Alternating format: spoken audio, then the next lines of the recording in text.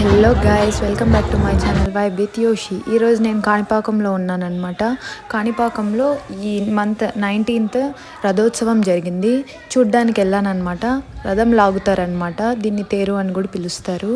నార్మల్గా కాణిపాకంలో ఉత్సవాలు జరుగుతాయి. ఈ టైంలో చూడ్డానికి చాలామంది వస్తుంటారు.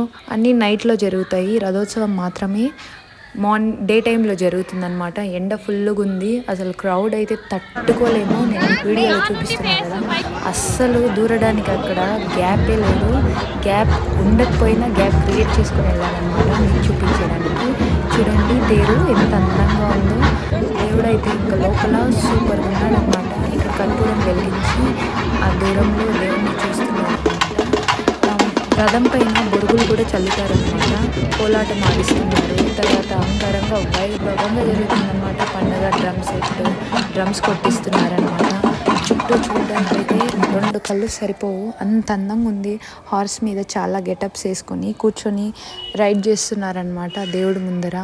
అసలు రకరకాలుగా, ఒకచోట డ్రమ్స్, ఒకచోట కోలాటము, ఒకచోట తేరు ఉంది కదా, దాని వెనకైతే ఇంకేదో కార్యక్రమం ఏవేవో చేస్తున్నారనమాట అక్కడ. బట్ రథం లాగడానికి అయితే వెళ్దామని ట్రై చేశాను, కానీ అయ్యో వామ్మో ఆ క్రౌడ్లో అస్సలు కుదరలేదు.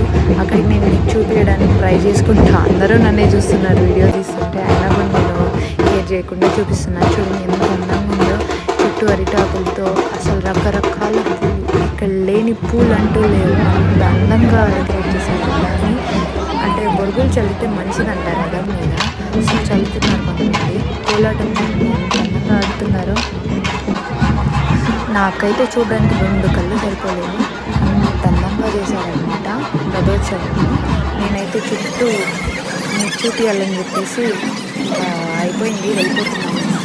వెళ్ళిపోతూ చూడండి ఒక షాట్ తీసాను. క్రౌడ్ చూడండి, అమ్మో ఎంత క్రౌడో కదా.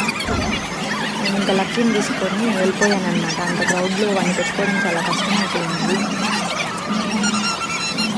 చుట్టూ ఫుల్గా షాప్స్, ఎవరికి ఏది కావాలంటే అది తీసుకోవచ్చు. నా ఛానల్ని సబ్స్క్రైబ్ చేయడం మాత్రం అస్సలు మర్చిపోకండి.